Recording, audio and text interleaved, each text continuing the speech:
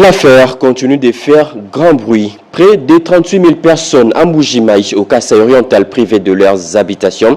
Toutes les maisons construites tout près de l'aéroport de Bipemba ont été démolies sans aucune indemnisation. La ministre des Affaires sociales est arrivée sur place pour évaluer les dégâts. Aziza Mounana a aussi échangé avec tous les services concernés, comme nous dit Edith Chalakatala dans ce reportage.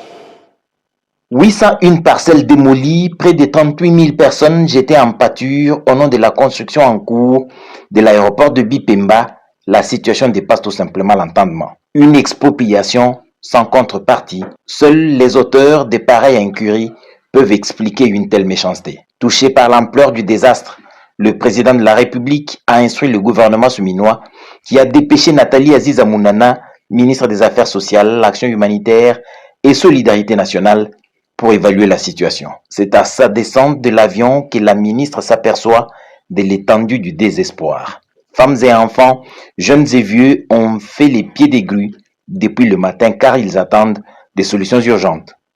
Direction gouvernorat de la province du Kasaï oriental où la réunion d'urgence a eu lieu avec le vice-gouverneur de province Augustin Kayembe et tous les services concernés. Rencontre que la ministre Nathalie Aziza Mounana a résumée. Nous sommes arrivés aujourd'hui pour se rendre compte de la réalité de ce qu'on a entendu, on a vu dans les réseaux sociaux, et étudier les faisabilités, comment nous allons consoler les 38 000 personnes, c'est pas peu. Nous avons fait un programme, comment nous allons travailler dans l'évaluation humanitaire, ajouter à cela le social qui va accompagner. Les donneurs d'ordre passent tranquillement nuit dans leur maison et se moquent de la misère des autres. Gérer, c'est surtout de l'anticipation. L'expropriation pour cause d'utilité publique est une procédure légale, mais avec des règles connues à respecter. Et puis, ces images insolites, un minibus avec des marchandises s'est renversé au niveau de Matadi Kibala le dimanche dernier après la pluie. Ces mêmes jours, une grande tête d'érosion s'est créée dans la commune de Selembao. La commune de Lemba, elle, n'était pas aussi épargnée par la pluie du samedi dernier. Plusieurs artères se sont retrouvées sous les eaux. Les tableaux sombres de ces coins de la capitale après la pluie avec Iverson Kababa.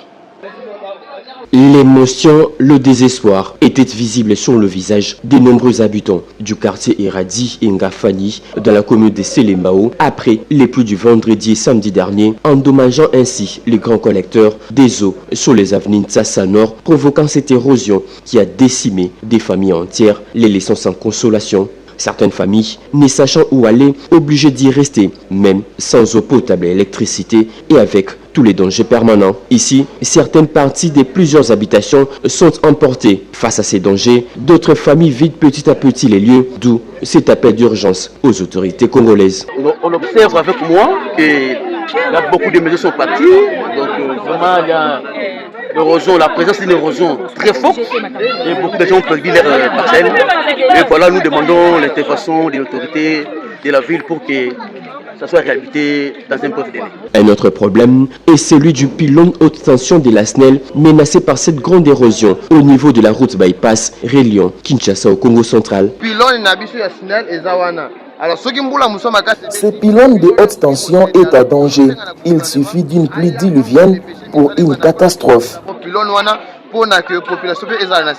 Situation similaire dans la commune d'Elemba. Ici, c'est presque une double peine pour les habitants de ce coin. Outre le problème de la route qui se trouve dans un état de délabrement, la population fait aussi face à une insalubrité criante. Des tas d'immondices jetés sur la route, bloquant ainsi la circulation et le passage des eaux. Alors cette route est totalement négligée.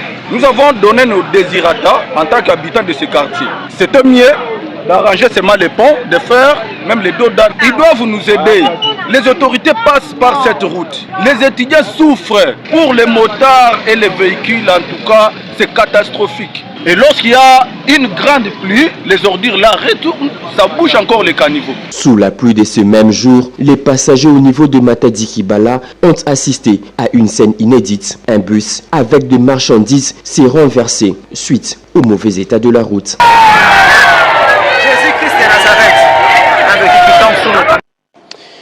Le ministre du Pêche et l'Élevage, lui, séjourne dans le Congo central, plus précisément à Kassangoulou. Sur place, il a visité 2 fermes gérées par les Congolais. Rodépanda. 2 fermes de la société Ascado Eco Lodge spécialisées dans 3 filières, notamment la bovine, la porcine et la caprine. Jean-Pierre Tshimanga-Bwana, ministre de la Pêche et Élevage, a effectué samedi 9 novembre une visite d'itinérance sur place à Kazangouloum dans le Congo central pour encourager ces éleveurs producteurs congolais à ne plus baisser la garde car le chef de l'État Félix Tshisekedi et le gouvernement ont mis le secteur de la pêche et l'élevage au centre du développement de la RDC. Nous sommes venus pour voir comment on peut assurer la sécurité et la souveraineté alimentaire en appuyant et en soutenant nos éleveurs qui se battent avec les propres moyens, et voir comment l'État peut les accompagner. Depuis tout ce temps, j'ai visité les choses appartenant aux particuliers. Ça, c'est pour un Congolais, un enfant du pays qu'il faut appuyer, qu'il faut vraiment soutenir pour qu'ils puissent aller de l'avant. Donc nous devons les appuyer en intrants, en subventions s'il le faut. Cette descente pour le ministre Jean-Pierre Tshimanga à Kasangouloum consiste également à faire un constat sur l'alerte lancée par les services vétérinaires sur les probables maladies qui décimeraient les cheptels au Congo central. Il y a des maladies qui sont en train de décimer le cheptel.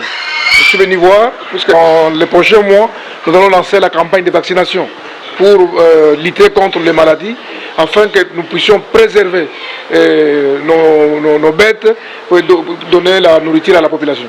Il est important de rappeler que cette ferme, en activité depuis 2007, elle compte en son sein 50 têtes de bovins, une centaine de porcs et de chèvres. Elle se trouve à 27 km de la cité de Kasangouloum.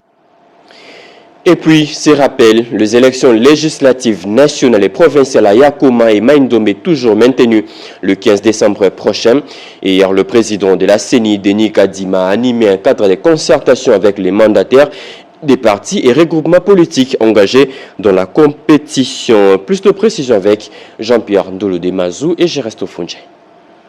Le président de la Commission électorale nationale indépendante, Denis Kadima, accompagné des membres du bureau et de la plénière, a échangé avec les responsables des partis et regroupements politiques à la salle Abbé Apollinaire Malou Malou sur les enjeux liés à la reprise des élections à Massimanimba et également à Yakoma. Ceci le 15 décembre 2024. Occasion idéale pour la CENI de fixer les participants sur les conditions légales requises pour la reprise des élections dans ces 2 circonscriptions. Au cours de son intervention, le président de la CENI est revenu sur les contours de ces échanges avec les parties prenantes. L'objectif est de parvenir à un consensus sur la nécessité d'éviter les pratiques qui ont conduit à l'annulation des élections du 20 décembre 2023 et de mobiliser toutes les parties pour sensibiliser la population à une participation pacifique et aux valeurs républicaines. Il a ainsi invité les partis concernés davantage de responsabilités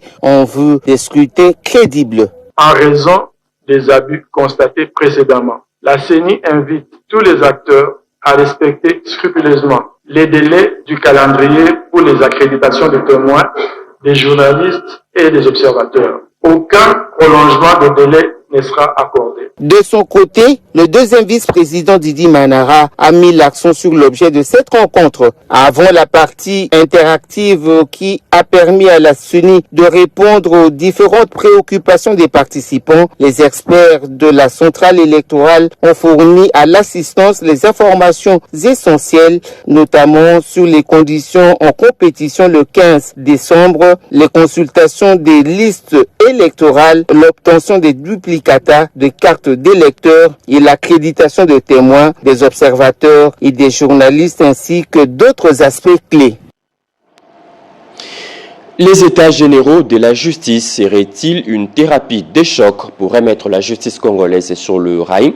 À cette question, Jean-Thierry Mosenepo parle d'une remise à plat pour répartir sur de nouvelles bases. Cédric Inina l'a interrogé.